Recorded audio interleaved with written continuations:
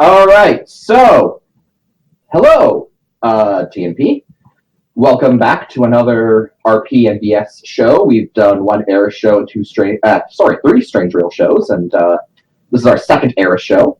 You might remember me from a few past episodes. I am Prydania, Minister of Culture and a RP mod for the Eris RP community here in TNP. Today, joining me, as always, is our delegate, LPG Grind, who is serving as producer. And joining me today for the discussion is Syrixia, a member of the Eris RP Conclave, Highton, and Robespierre / Coolabot. So last time we did one of these Eris and BS shows, I was joined by Goyanis, MJ, and Tim / Esselania. And we kind of started there with a quick rundown of everyone's nation before we got into the nitty-gritty. So I'm going to start here. It's going to be completely arbitrary, and in this case, it happens to have the format. Robespierre, because you're new to Eris and you're still kind of working things out, I'm going to save you for last. I'm going to start from the top down. So I'm going to start with Cyr, then we're going to go to Highton, then we're going to Robespierre. And as we kind of go through the show, we're going to run through that order, going back and forth to keep things orderly. So let's start with Cyr. Cyr, you control Syrixia and Valand, correct? That is correct, yes. Awesome. So, give us a quick rundown. What's Syrixia about in broad strokes, and what's Valand about in broad strokes? Well, I think Valand is probably easier to digest. It's my second nation. It is mostly it's the nation I mostly use just to toy around with political science and stuff like that. It's basically really a combination of Switzerland and the United States with a Nordic culture. And its political system is a bit of a crap show right now, but I think that's the fun of it. I think Syrixia is much more complex, as I have said numerous times. In fact, I would say even calling it Syrixia is a bit of an injustice. I can hear people groaning already.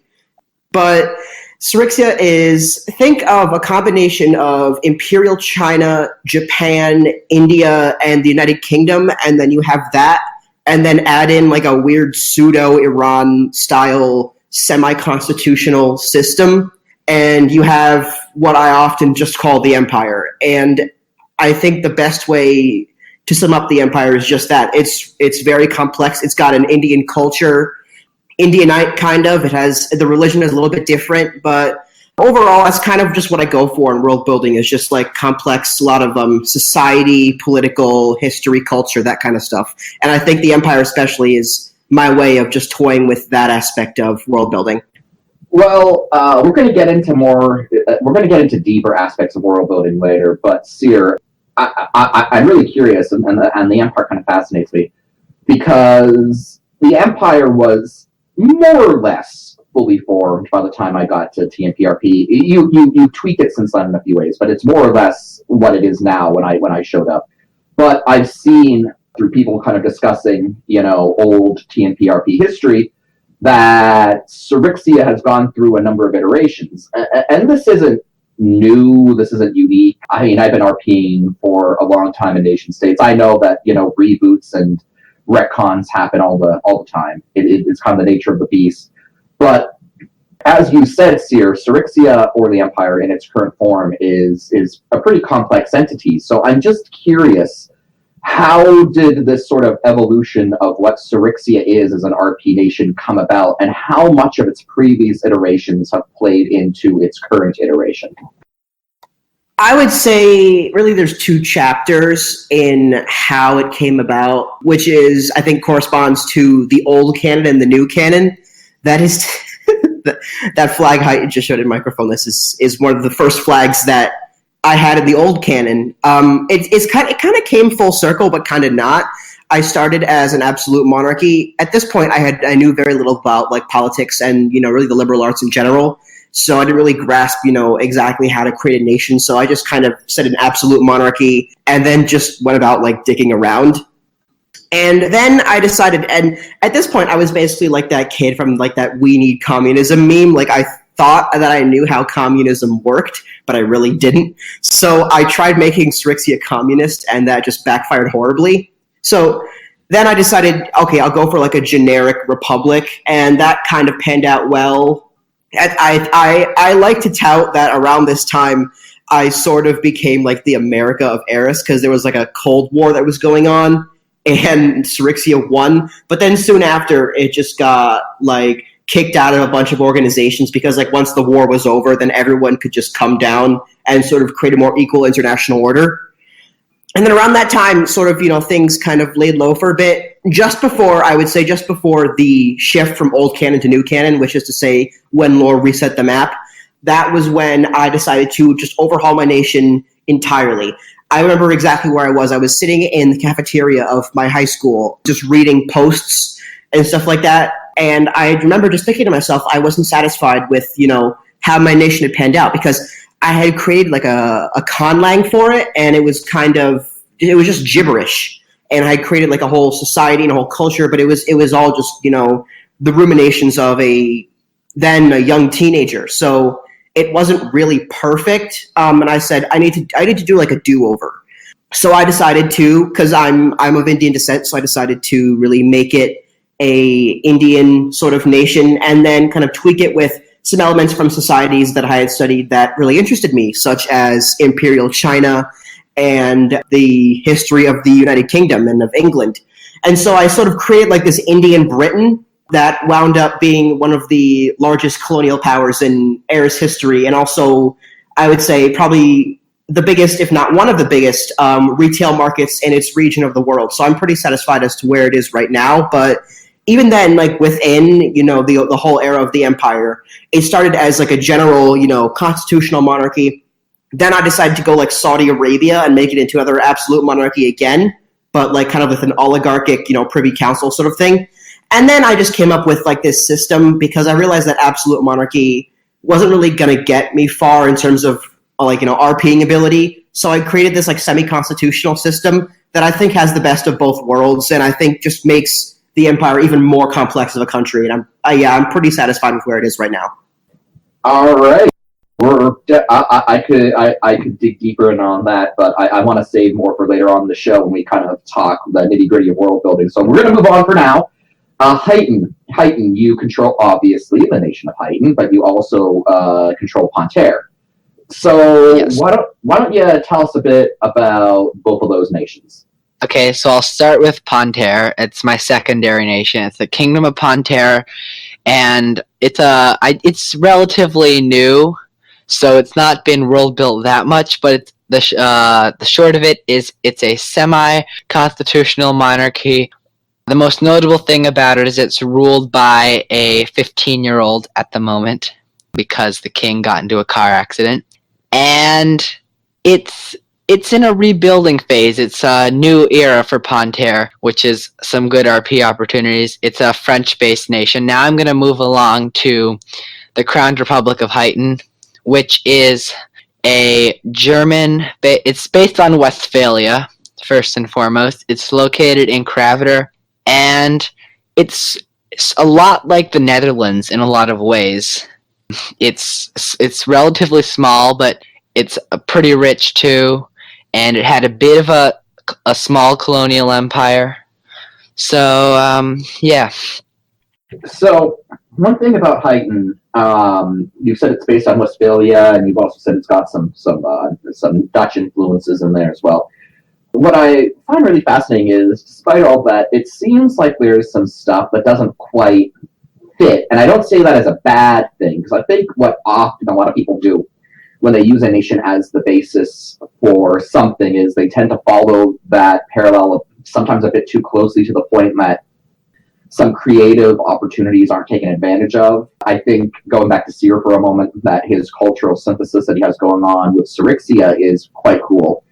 And I see kind of a lot of the same things with Highton, because as you mentioned, the official title of the nation is the Crowned Republic. And while that's not an entirely unique idea, it's something that I don't think we'd find very much if we looked at, say, Dutch or German history. So Tell us a bit about the Crown Republic. How does that political system function?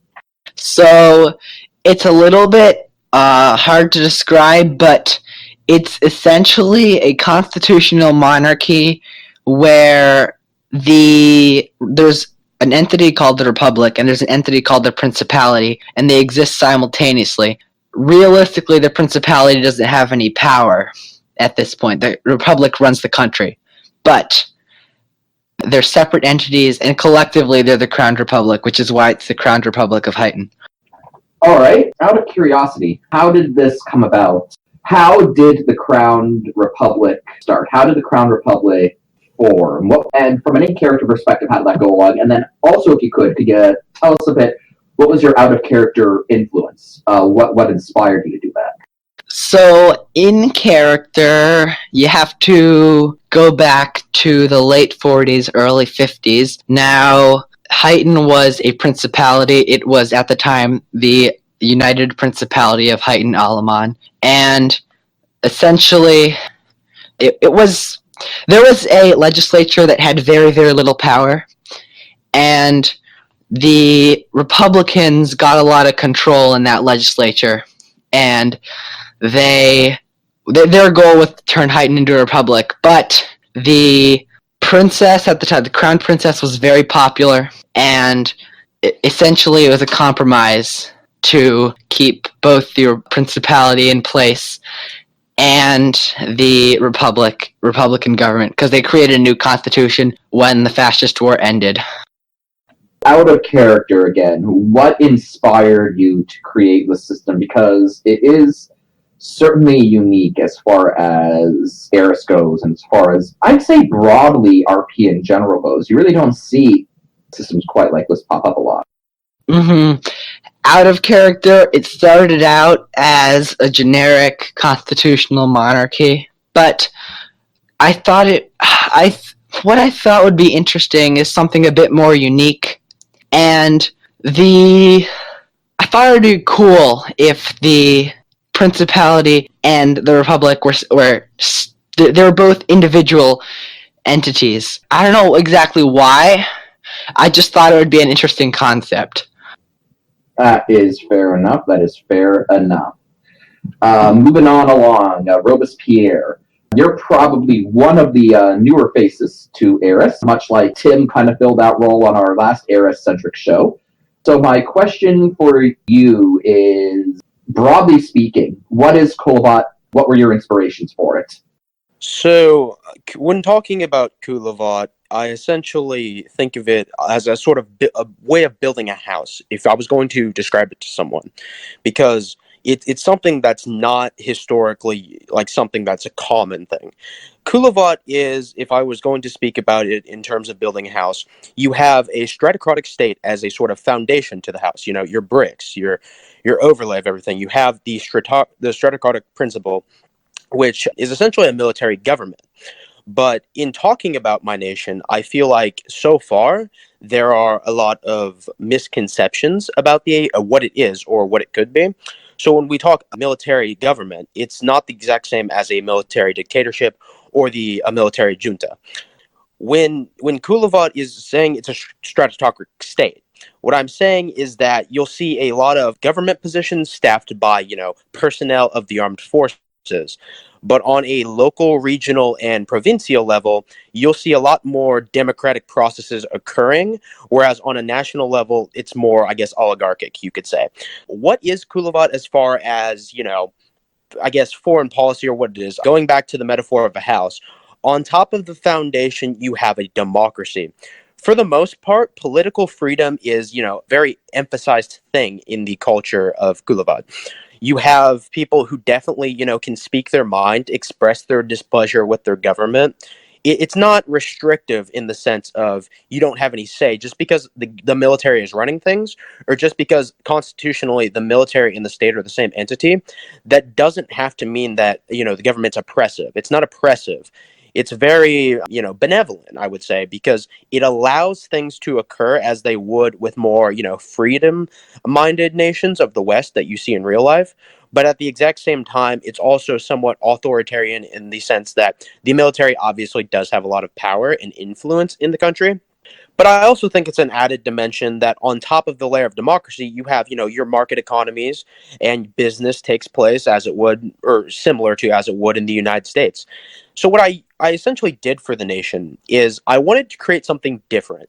I wanted to be unique. I didn't want to create something that's been done before, or something that it's your run of the mill nation that you always see in RP, like a baseless republic or something like that. I wanted to create something that, yes, it may be more difficult to roleplay as, but I wanted to create something that would be, worthwhile to roleplay as, something that would be rewarding to me, or something that I would have to put extensive amounts of thought into to make it work. And that seems to kind of be a theme tonight, and this wasn't necessarily planned. We kind of just put together people who could be here, but it's really fascinating to hear how all three of our speakers kind of have that mentality of let's do something a bit more unique. Now we'll start with you, Robespierre, again for this sort of next section. You mentioned that that desire to sort of be unique was a driving factor in terms of like RP.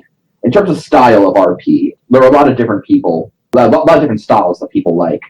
On our last Eris NBS show, we got a lot of people talking about the value of character work. So I'm curious to see if there's any change up here. What would you say is your preferred method of RP, Robespierre? Like, is it character-driven RP? Is it foreign policy? Is it economic? Is it the nitty-gritty political science stuff? What about RP do you find the most enjoyable?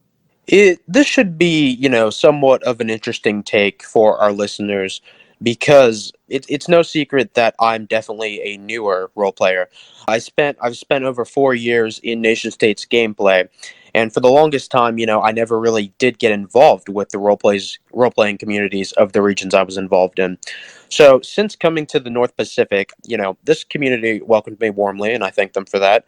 As far as my own personal style, because I'm so new, I feel as if my style, is developing. And that could be said for any role player, because I'm sure as time progresses, we all sort of progress through different phases of how we write things or how we know better to do things.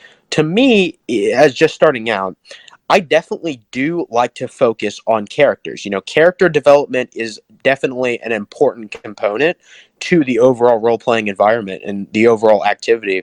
You have to have, your main characters that are in your nation doing things. You definitely want to have them fleshed out.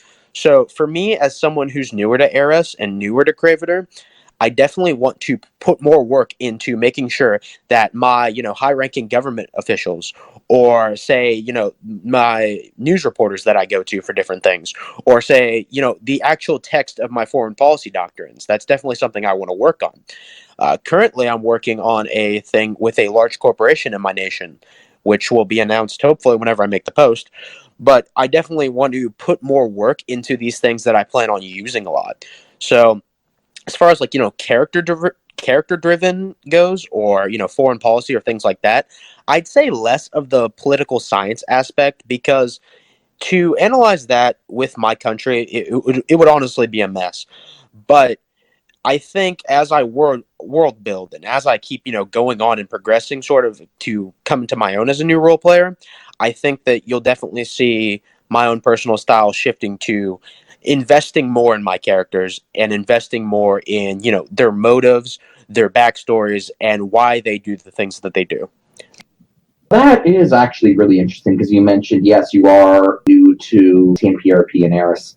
And I was kind of curious, as a newer member, as someone who is just kind of getting into Eris, what would you say, or how would you say the community has sort of shaped how you plan to go about things? Like, has there been a situation where maybe you thought about doing things a certain way, but then maybe after talking to some people in the community, you thought, no, I think I'm going to be doing it this way instead? It's pretty good that I guess you picked up on that, because this is actually something that happened extremely recently. I approached the Syrixian Empire, Syrixia, who's here with us today, and I was talking about, progressing diplomatic relations within Eris, so in character, but I was wanting to coordinate it out of character between Kulavad and the Empire. So, in doing so, of course, we went through normal progressions. What is your nation? How is it like? What's the political climate of it? How do things function? See, originally, when I had worked with NSRP mentors a couple months ago with the idea for Gulavat, I, had a sort of different plan for what the nation would be than I have, at present, because I spent some more time researching various things, and I also sort of, I guess progressed, like I said earlier, progressed to a different ideal of what I'd want my nation to be. So in that sort of conversation, we came to the conclusion that Kulavat is not actually socialist. The socialist stratocratic state that I eventually came to the classification of, it's not the actual way it is. Yes, it's still a stratocracy, but it's actually not socialist because there's a market economy. So I think after speaking with him on that, it definitely helped me sort of change that and realize, oh, I'm actually classifying what I want to do here incorrectly, and I can do it better in this way. So I feel like he was very helpful in, sort of leading me to that conclusion and helping me find that sort of resolution to what I was wanting to do. I think that's a prime example of something the community has done. Absolutely, absolutely. And kind of going off that, you said you kind of want to start more character-based work as you kind of get going, but you also mentioned that you kind of have this company thing going on that you want to world build. I helped make a logo for you for. So I'm curious, how much do you look? Where do you want your character focus to be? Are you going to be focusing on the government or this corporation? Because I think both of them present some really fascinating opportunities. I was just curious to see where headspace you were at in terms of where you'd be directing your attention. I've had the idea for what I'd like to do with my high-ranking government officials for quite a while now. We have our Comrade General Uziristal, our Chief of Staff, which is Major General Dmitry Novakov. We have our First Colonel of the Commune, which is, we have various high-ranking positions, but I also definitely want to invest a lot into that corporation that I'm thinking of, because I know that with the prospective future of what I'd like to do, I can involve that corporation a lot. So it would pay off to me in the long run to spend more time researching what I want to do with that and the viability of that, and making sure that not only it's, semi-realistic, but also that what I'd like, the goals for that company is achievable.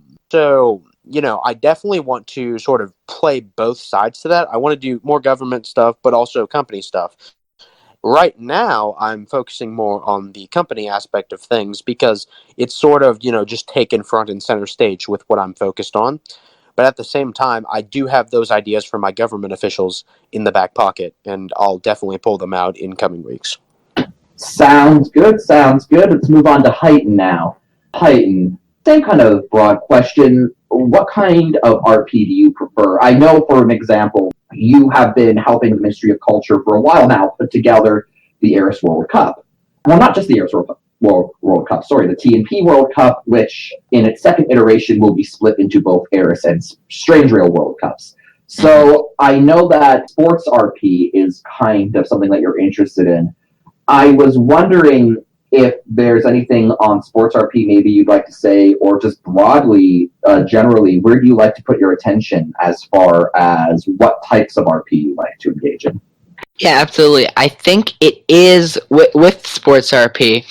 It's more difficult to. So I think the best way, at least in my opinion, is to either use a news article. That's, I think, the best way to describe it.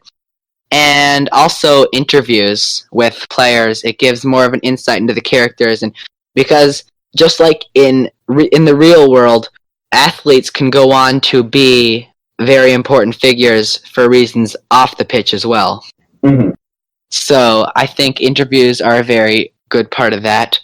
There are other types of RP I like. Well, what first drew me in to forum RP was interactions, diplomacy. Like myself in real life, I do model UN.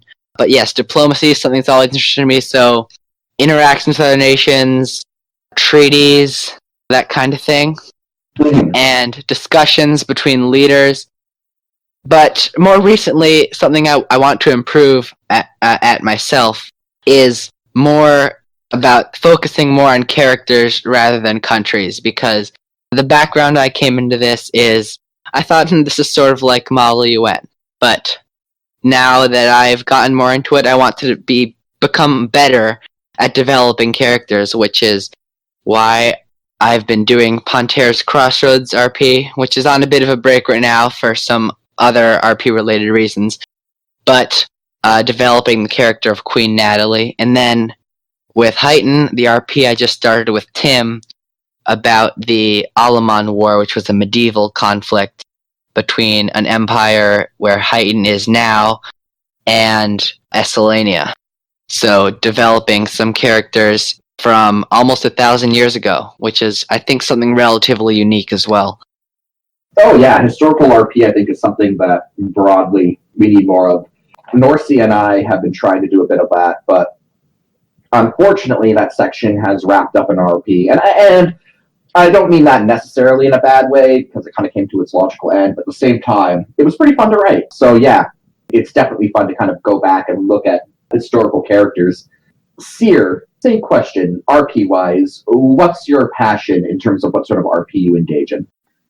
I would say that really depends on what you count as RP. I think as it relates to, like, you know, national RP subforum type stuff, like stuff that you would write posts for with characters and all that sort of stuff, I would definitely say I prefer kind of what Highton said is like diplomacy and making treaties. I've been very clear about what my nation's goals are, because I'm big into just political analysis and political science, and it's really fun, you know, working toward those goals and working toward them in the forms of characters, performing actions, attending meetings, writing treaties, that sort of thing.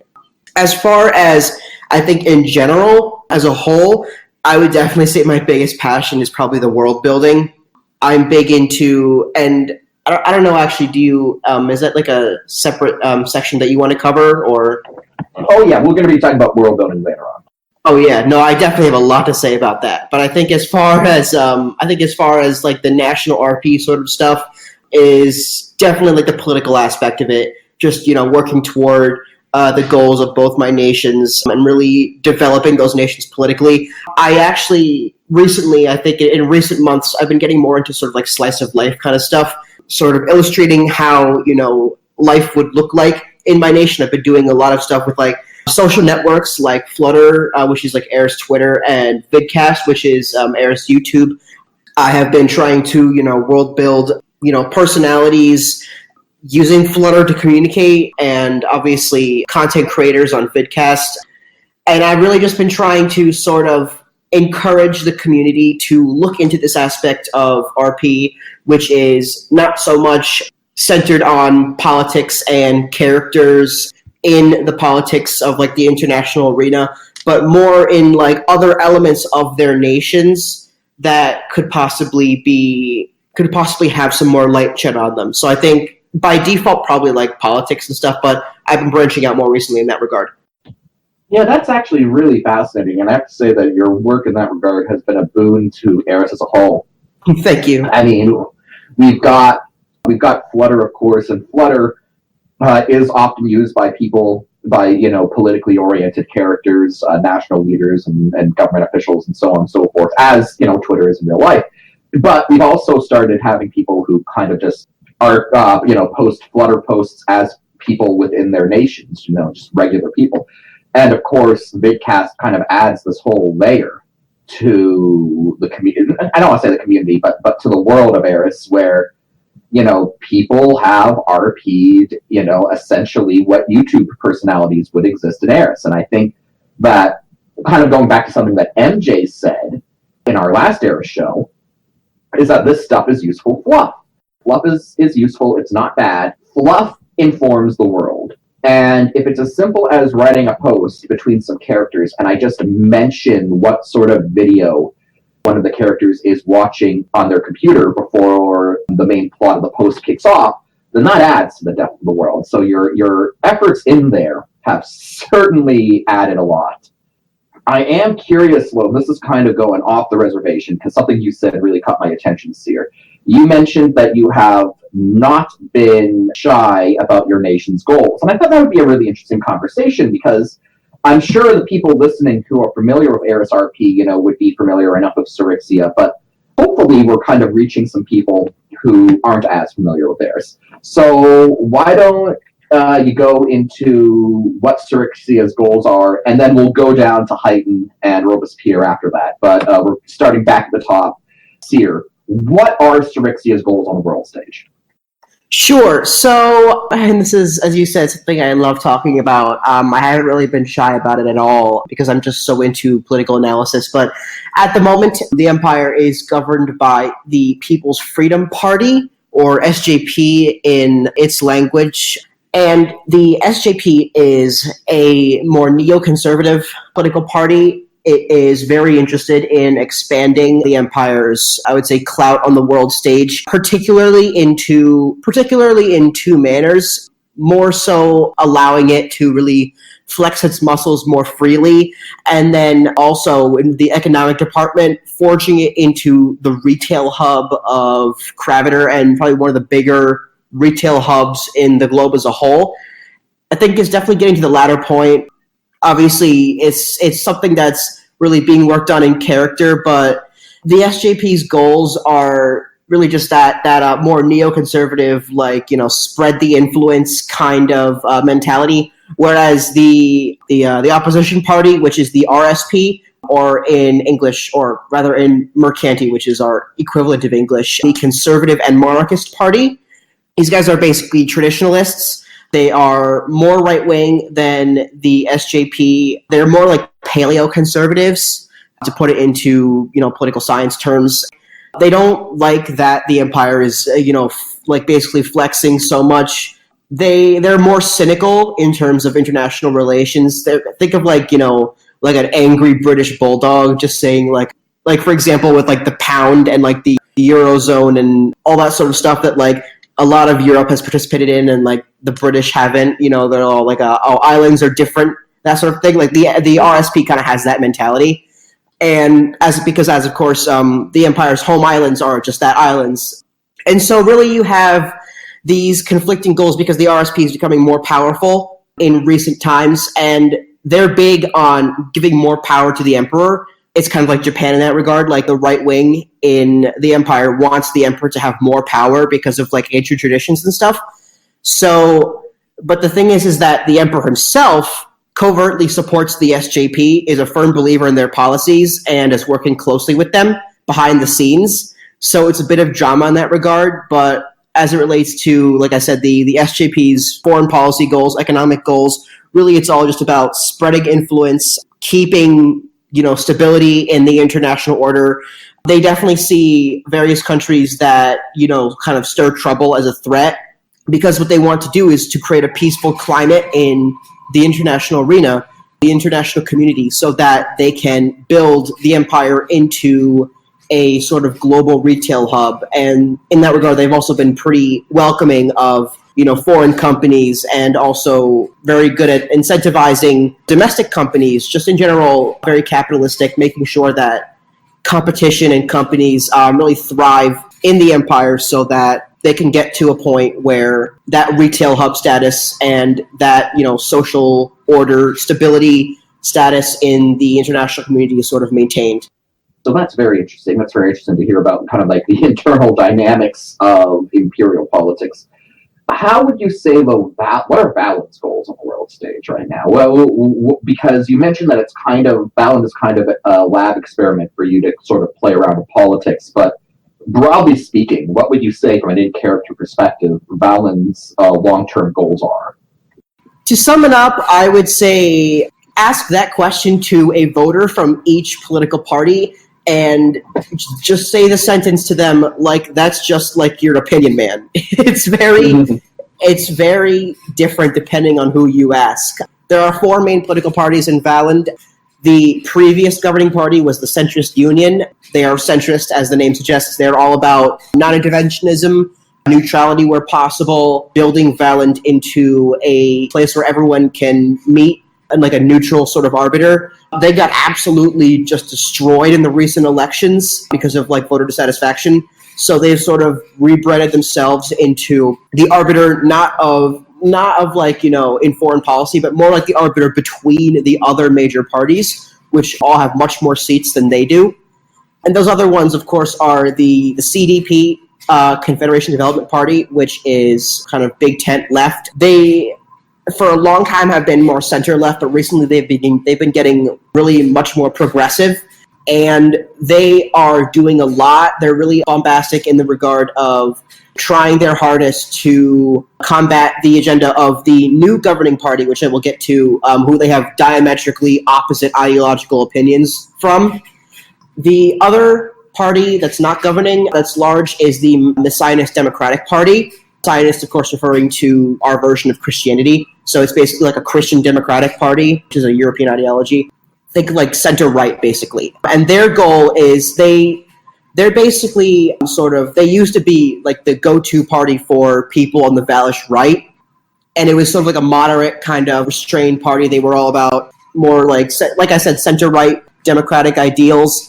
They are less interested in, fighting the Federalists and more interested in, I would say actually they have similar goals to the Federalists as it relates to foreign policy, but it's really domestic policy where they differ. And I've alluded to the Federalists now quite a lot, so I'll just get to them. The Federalist Party is the new governing party of Valand. It's led by probably one of the most interesting characters I've ever created, one Mark Hellstrand.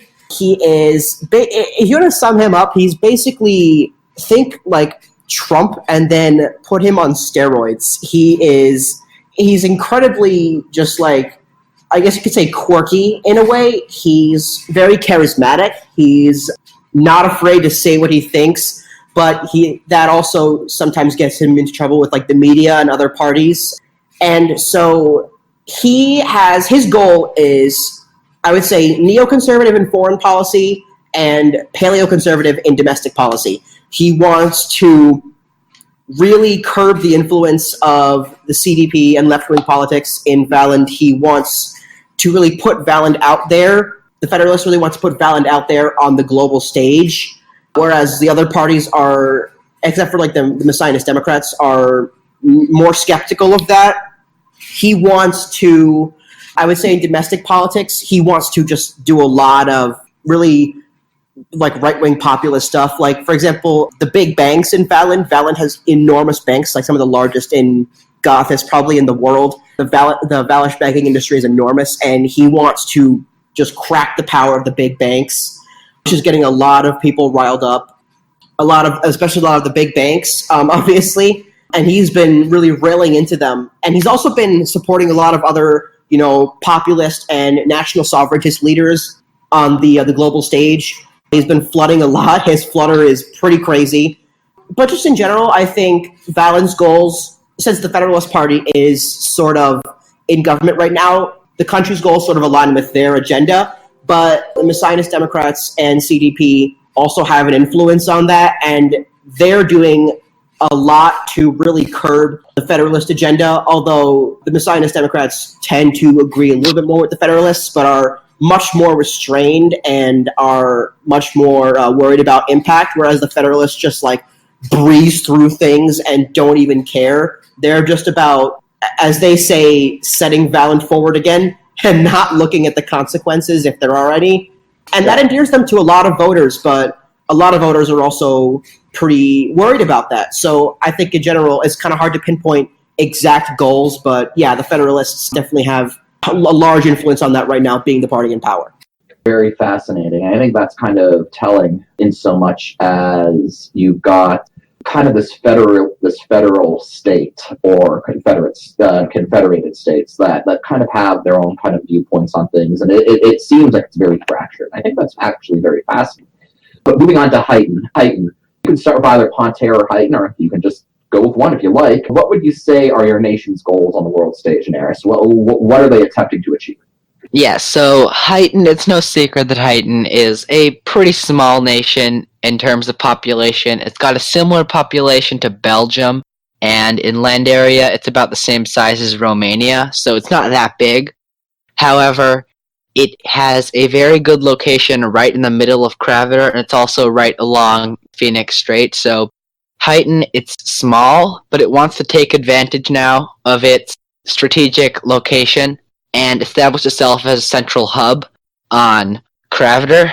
It does have a large auto manufacturing industry, so that's an important part. And it's also part of the reason that Highton was a leader in trying to get a continental rail network that would essentially come through Highton. I wanted to touch on that particular topic because it seems like Highton is kind of taking, not just in terms of railways, but just kind of a broad leadership role in Craviter.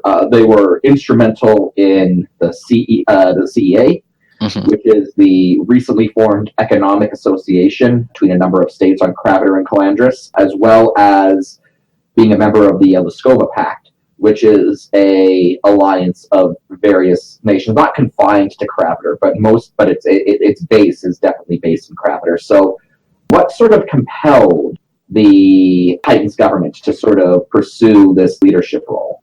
Well, it knows that it's not necessarily that large of a country, but it's not that polarizing of a country either, where it has a good relationship with pretty much most of the nations on the continent. So it has a relatively unique opportunity to take a leadership role and try and establish itself as a central hub, sort of in a way that Switzerland and Belgium have used a similar situation to establish themselves as a leader in Europe. Interesting. I'm going to get into a bit more nitty gritty on this Highton. I am just kind of fascinated by it. To what degree would you say the recent political strife in Craviter, which is only now sort of subsiding, how much of that played into the Hightonian government's position? Because as far as I can tell, Highton has remained pretty stable, while a lot of states in Craviter are just now kind of emerging from some sort of civil and political strife. To what degree would you say that strife influenced the Hightonian government's desire to sort of play this leadership role? So Highton is, as you said, one of the more stable nations on the continent, and it has tried to take some sort of interest in some of the nations that are rebuilding. The best example is probably Esselania, which is not necessarily rebuilding from a conflict, but it's sort of opening its doors to the outside world. And Highton is, a lot of its Hightonian companies are trying to move into Esselania, such as AMW, the big car manufacturing company. And the fact that it may be small, but it's a relatively rich and stable country, it's in a position to try and establish itself in some of these rebuilding or poorer or unstable nations. Interesting. Robespierre, again, you're kind of a newcomer to Eris, but what would you say broadly Kolovat wants to accomplish? What is their outlook on things? Something that I've especially noticed while listening to Syrixia and Highton speak is that when talking about their various nations that they control, they both mention Craviter as the continent, and I think that's something I can definitely, sort of bring back to the conversation about Kolovat, because already we sort of have this sort of thing where we want to do things that involve the continent we're on. So when talking about on a broad spectrum what our goals on the world stage is, and this is sort of something that I guess could relate back to my career in TNP so far. So Kolovat was founded in 1954.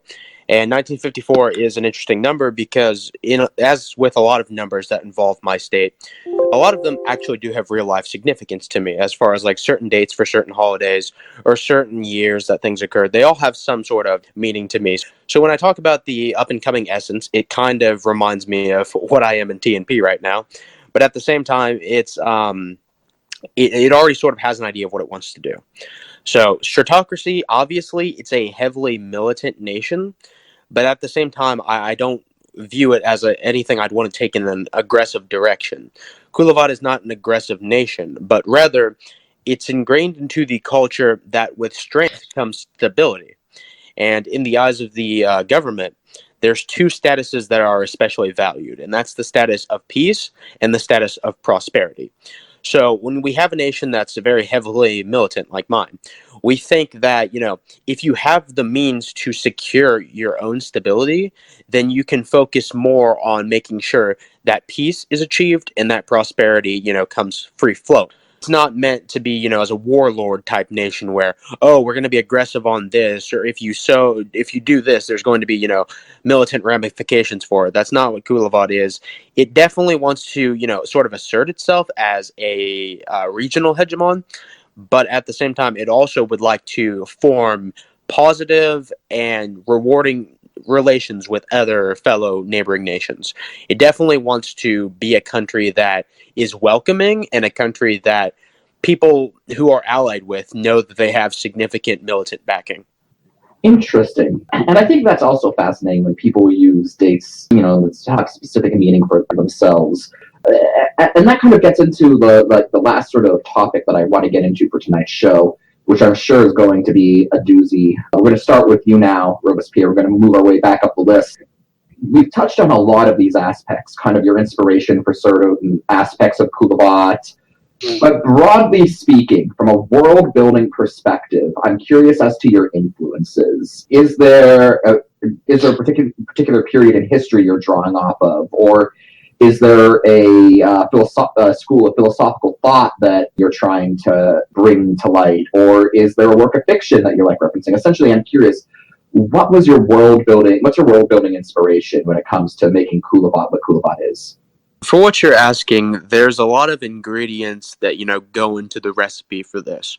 So we have, the philosophical standpoint of what makes Kulavat Kulavat.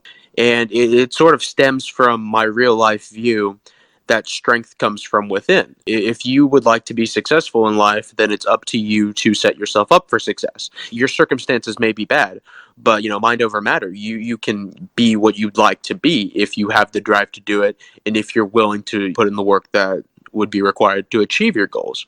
So for the philosophical standpoint of Kulavat, we have a sort of, we don't want to over rely. You'll see a lot of the things that we use domestically produced. And of course, our military, we don't have any foreign nationals in our military. It's all of us. When we talk about, other in-character inspirations I took from, it was actually a very well-known RPer named Lyris. Mm-hmm. And I'm sure some of the people in here will know who Lyris is, and he's a phenomenal individual. But something that I found especially interesting about him is that when he explained his stratocracy, it's something that, of course, is unusual. He was the one who was the first one who was like, oh, this is historically unusual. But at the same time, he's really developed what a stratocracy can be in nation states. And considering there's not very many other ones of that sort of type, when you think of what a stratocracy is, you likely think of Lyris because he was that instrumental and that influential into bringing that sort of into the limelight. Another influence of his that I took from is, his prominence in NS modern tech and NS postmodern tech. Those are definitely those are probably the only two sort of eras of roleplay that I can play, because I really don't see myself doing any fantasy tech or future tech, but I also want to make it realistic. In the realm of our world here, what can Kulavat do that, say, a nation in 5 years could do, or what a nation in 10 years could do?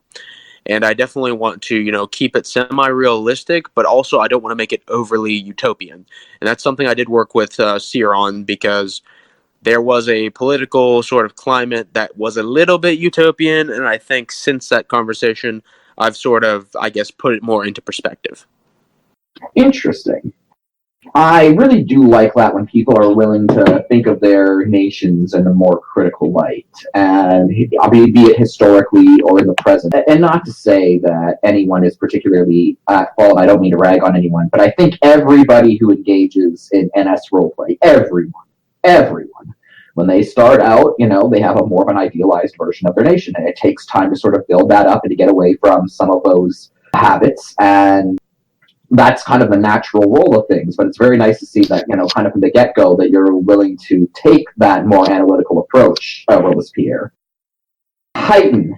Pontaire is a kingdom of Syrixia, aka French descent in Eris, but what I find fascinating about Highton is that it's got these Dutch and Westphalian German influences, but yet at the same time, it's got a prince named Diago, and you've got monkeys on the coat of arms, very tropical animals.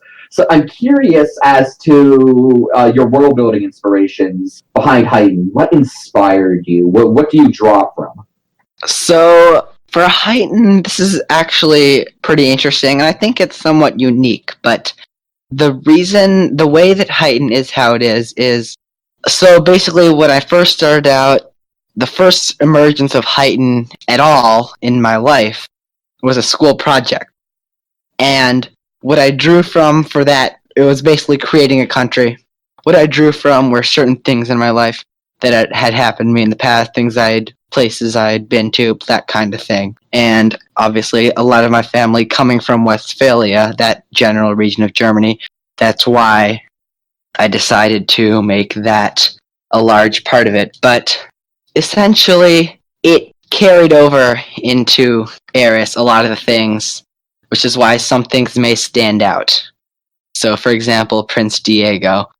Yeah, that stands out in a mostly German-speaking nation, but it is what it is. I'm sure there's a good reason for it, but it's. I spoke about this once with Cohedes.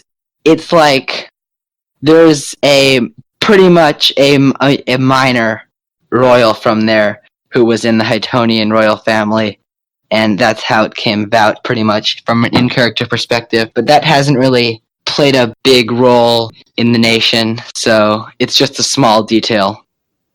Well, Cohedes is kind of an interesting nation in and of itself, considering it's got a lot of interesting Ukrainian, Belarusian, or Argentinian roots in a continent that's mainly Germanic. And so I think it's appropriate that Cohedes of all nations is kind of over there, is kind of influencing the situation in Highton. Now, I've been saving you for last year, not just because I know you're going to have a very in-depth answer here, but it honestly just worked out that way. But it did work out in a good way. So, Seer, and I'm gonna try let's try to keep this in a realistic length here. But when it comes to world building, what are your inspirations?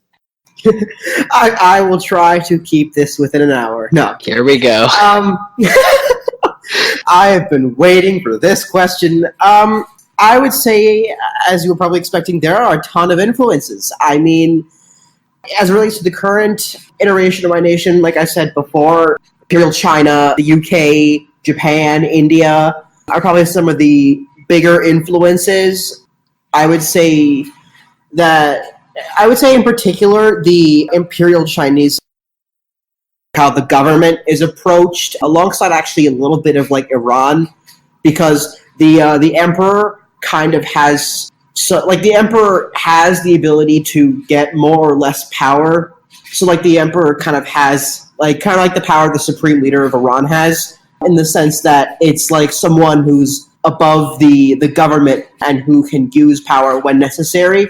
And the funny thing is, though, I did like a twist on that, because obviously it's a monarchy, and also the power of the emperor can be given or taken by the cabinet based on the emperor's approval ratings in the imperial census, which is a concept I literally made up. And honestly, it's actually served me pretty well. It's very unique. And just going off that, really, as it relates to influences beside that, recently I did a lot of world building into the philosophical sort of standards, the schools of thought of my nations. And there's really three, and those all being based on Chinese systems.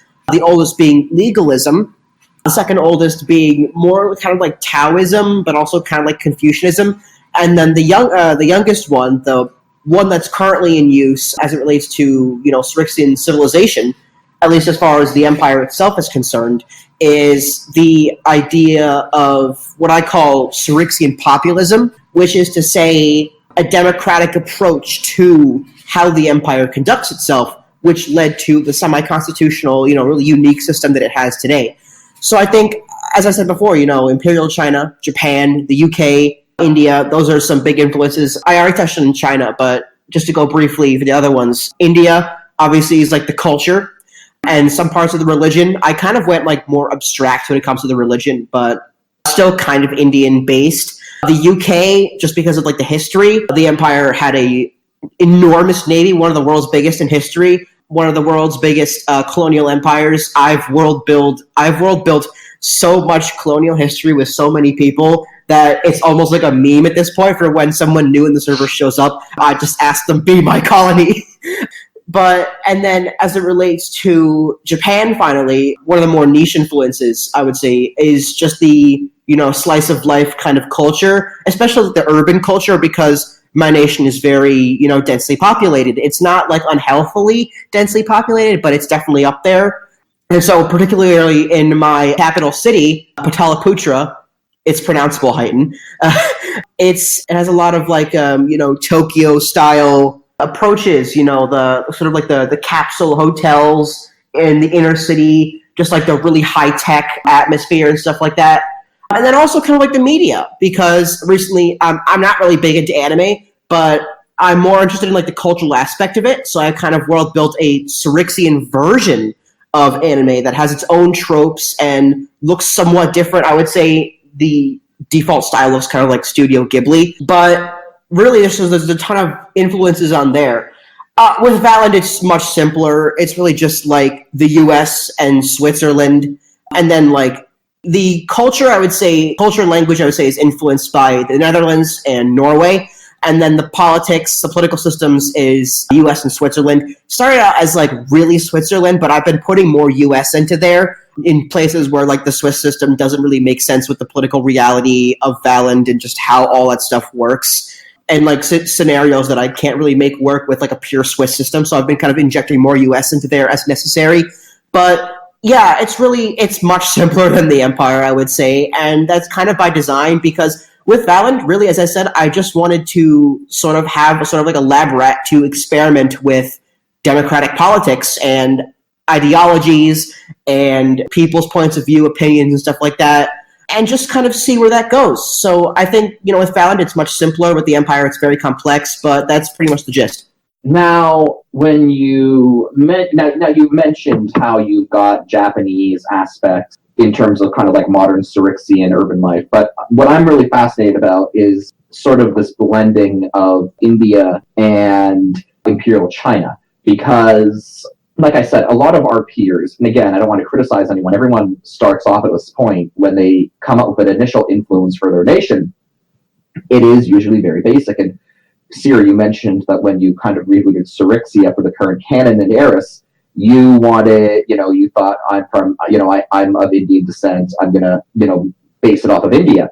And I mean, that is where a lot of people, I think, would have stopped. But for you, I mean, they probably would have built it up and made it more unique as time went on. But, that probably would have been where they would have stopped it, broadly speaking. But you kind of used it as a starting point. And I'm really just curious about it. What inspired you to work more Imperial Chinese elements into it? Because despite the proximity to China, I don't think that's a leap a lot of people would have made. I would say, yeah. I mean, really, it's not a leap that a lot of people would make. And I mean, honestly, in terms of, we often see in like popular culture, India and China do have a lot in common in terms of like base, cultural traditions and like especially like spirituality. And that's just because of like really the spread of religious ideas, particularly Buddhism. But in terms of political traditions, I think there's some overlap in terms of Indian and Chinese culture, but not a lot. And I really brought that Chinese element in there because I soon found out, that really, as much as Indian culture is interesting to me, I've been exposed to it a lot.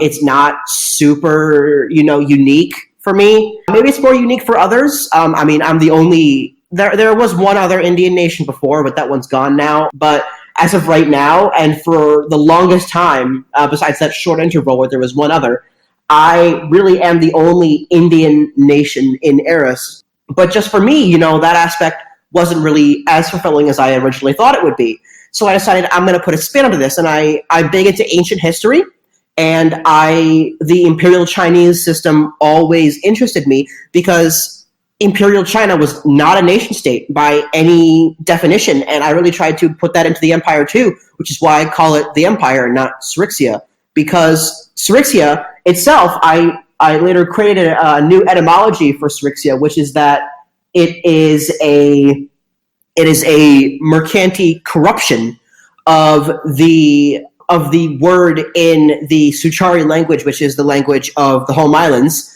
The word empire in that language, Syrixia is a corruption of a corruption. A corruption like the Polish people in one of my provinces took that, and then mercanti took that corruption.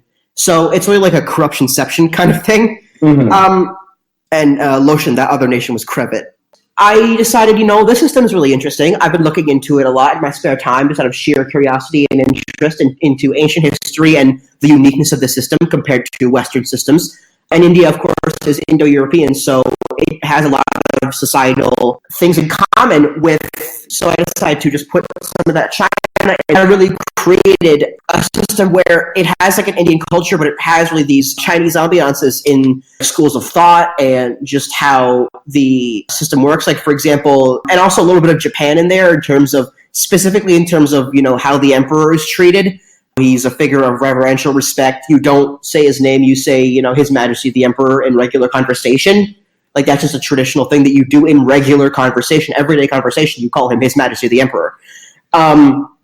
Or just the Emperor. You don't say his name or any regnal name or anything.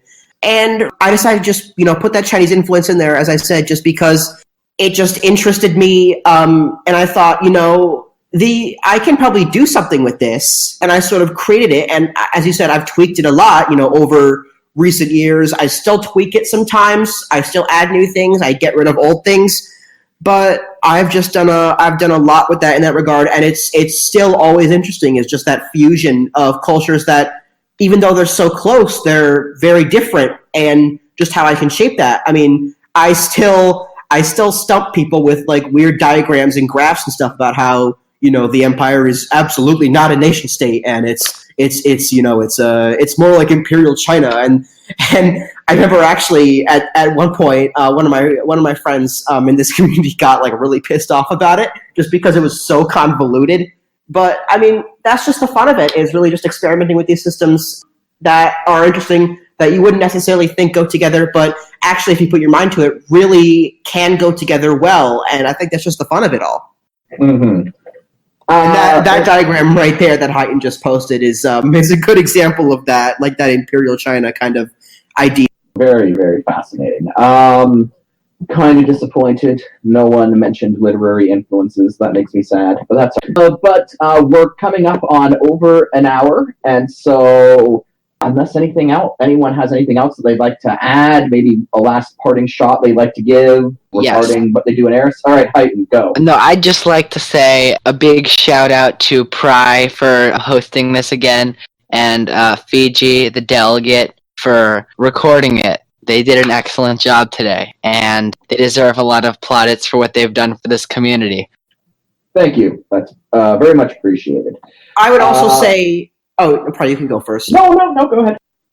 Oh, I was just going to say really briefly, because you mentioned literary influences, and, just like one last thing. I would say just really briefly, Mahabharata, Confucius Analects, and like the Sengoku period of Japan are some of my literary influences.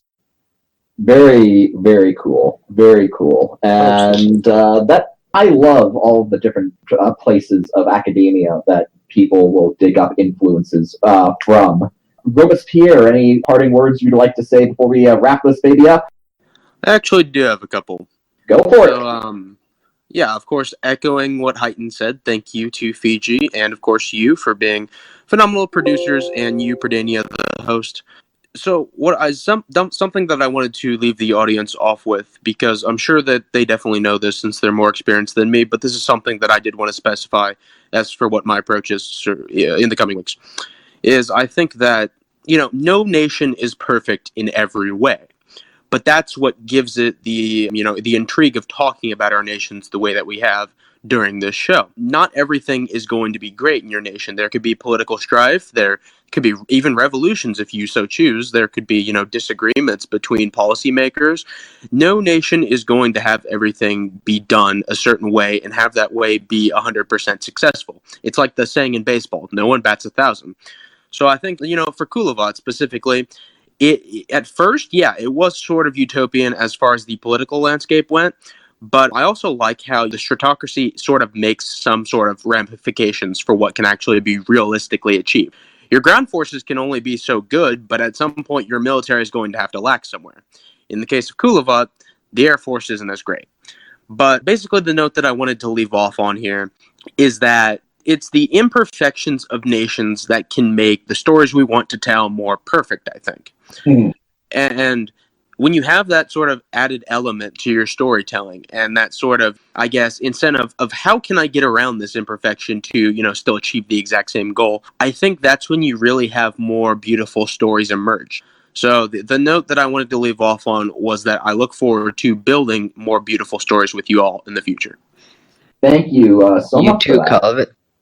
Thank you so much for that. And I think that's very well said, that perfect stories have imperfect characters. And I think that's a very good note for everyone to have in an RP context, kind of just going off of a conversation that Wondrous Still and myself had the other night regarding just character inspiration and whatnot. And it's always good to keep in mind.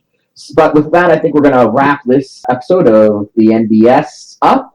And just remember, guys, smash that like button. Later, guys.